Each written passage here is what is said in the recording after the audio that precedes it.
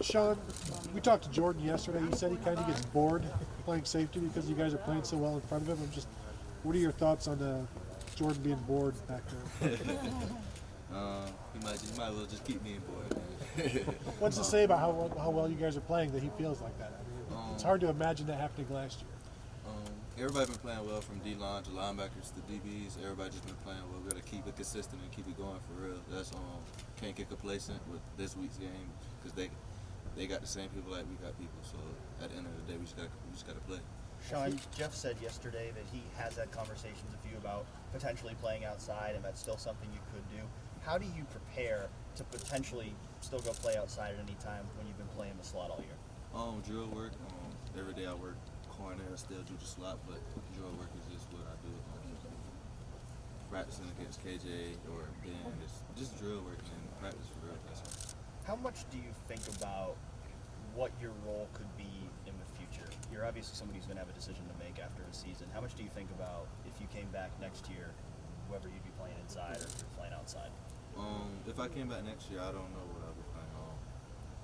If I had to play inside, play inside. If I had to play corner, I'd play corner. It's just really what helps the team. That's all I care about. And that's just really all I care about. Has anybody on the coaching staff gotten another reason begged you to come back next year yet? We haven't talked about that conversation really. It was just interesting. You're part of a secondary, and it's possible that all of you are leaving after this year. I know that you're in the midst of a season, but A, what does that say about the way some of you underclassmen are playing, and B, what does that say about the way you've developed in this past 6 months? Every coach that we had has developed me from Kerry Combs to Coach Tabor and Coach Halfley, so that's a props for them. But really, we haven't been thinking about the league or anything. We've really just been trying to focus game by game. There have been some people, though, starting to talk about you, putting your name out there in mock drafts. Do you pay attention to any of that, or do you try to just block it out? I block it out. I don't like it. Is it flattering, though, to know that people are thinking of you that way? You could say that, but anything can happen. So I block it out. Hey, Shaun, when you were coming in as a 5-star prospect in the 17 class, there were 6 other defensive backs.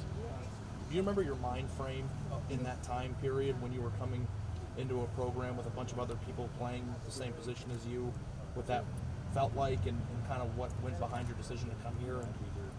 So my decision to come here, I just wanted to be far from home. Coach Combs was a great coach. Coach Myers is a great coach. So that's one of the reasons why I came in. The education here is great. But when I came here, my mindset was just to get better. At the end of the day, most freshmen here don't play. So my mindset was just get better and get better and get better every day.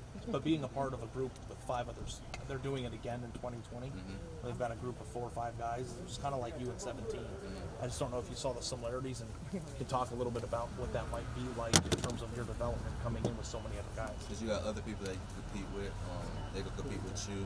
They're going to help you. Like older guys are going to help you. Like Denzel helped me. Damon helped me. Kendall helped me. Even though he came at the same year we came, he still helped me develop as a player. How much have you enjoyed your role as a slot corner, being a full-time starter on this defense this year? It's special. Like I said, I got my first sack.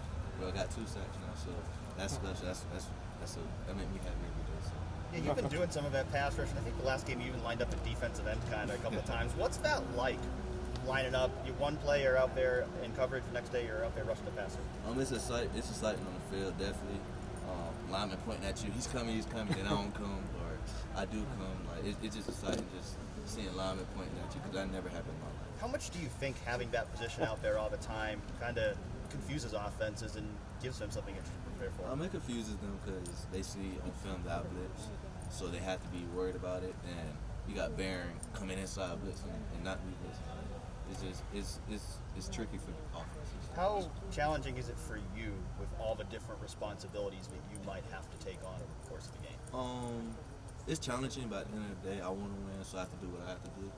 Like get in the playbook, get in who we playing this week, like understand their formations, who I'm playing against. Like it's a challenge, but at the end of the day, I want to win, so I want to do my part of it. Hey, Shaun, look, I want to follow up on you saying you block out, talk about the future.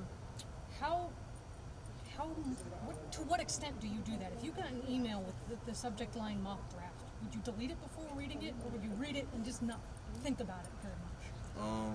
I'll probably skim through it. I won't even read it for you. I'll skim through it and just be like, okay. So it's impossible to block out entirely, is what you're saying, right? It is, but at the end of the day, I'll be like, okay, that's the future I want to worry about now. Sean, How often do you actually practice at cornerback? I mean, at a true cornerback spot, do you ever work out in that position? I have before. Yeah. Lately, it's just been scout work, so it's hard to get work with. Who is the best guy you go against in practice from the slot position that gets you ready for a game, do you think? Basically, the way they like to put their sneaky best receiver in a real game. Who gets you going best? We got a couple people. One person I'm gonna give a shout out to is Shaun Wade. He's a walk-on. People probably won't know a lot about him, but he's actually good. He's got a quick twitch, so that's one of the people, especially during scout period. But we got Jalen, we got who else good? So you got CJ, you got KJ. We go against each other all the time. And what gets you best tuned for that position? I mean, what do you want to see from those guys? Just from the scout preferences, I just want to see like what I see on film. I want our scout team to show what we see on film. So that's really the big thing. So when they first told you you were going to be the slot or slot corner, were you excited? Were you disappointed? Like first impulse. To be honest, I didn't have no feeling. It was like, okay, I'm about to play. It didn't matter. It didn't matter. Any position. I think sometimes people look at the slot corner and they think that that's like the third corner on the team. Do you feel like the plays you're able to make kind of redefines that and shows that your position is just as significant as any other? You can say that at some point, but at the end of the day, anybody can play that slot corner if I get hurt. Knock on wood, but if I get hurt, anybody gotta get put in that spot. So, Is one position harder than the other?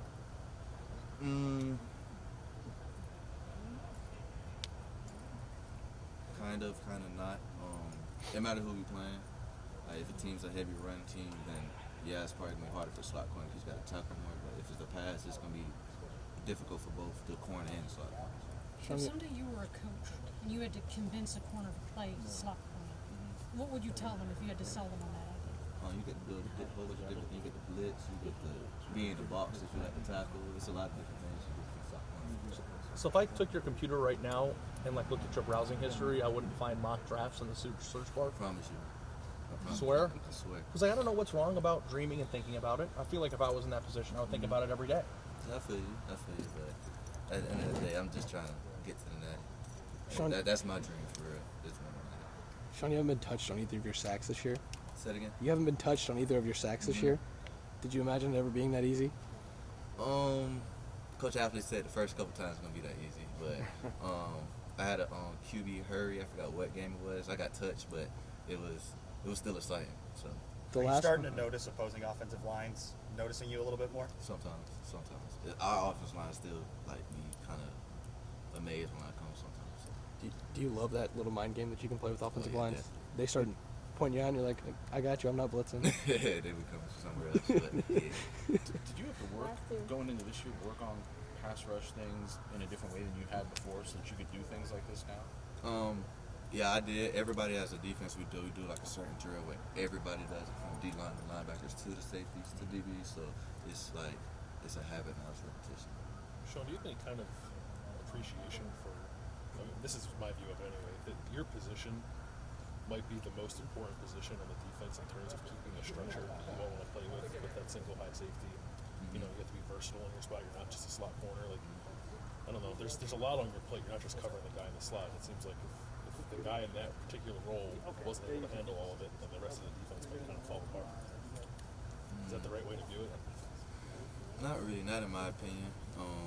Because we still got big personnel. We still got different personnel that we put in, like with B. White, like when he come in as the bullet, like B. White's kind of doing the same thing. Like, in my opinion. Thank you. Thanks, Shaun. Look at the game lost. Thanks for watching. Subscribe below to get the latest videos from Lettermen Row. We got Letterman Live, we've got the practice report, we got rapid reaction. Hey, and you know we got Buckeye IQ with Zach Bourne. For sure. We got recruiting breakdowns with Berm. We got whatever you need. Ohio State football and Ohio State athletics, we've got you covered here at Lettermen Row.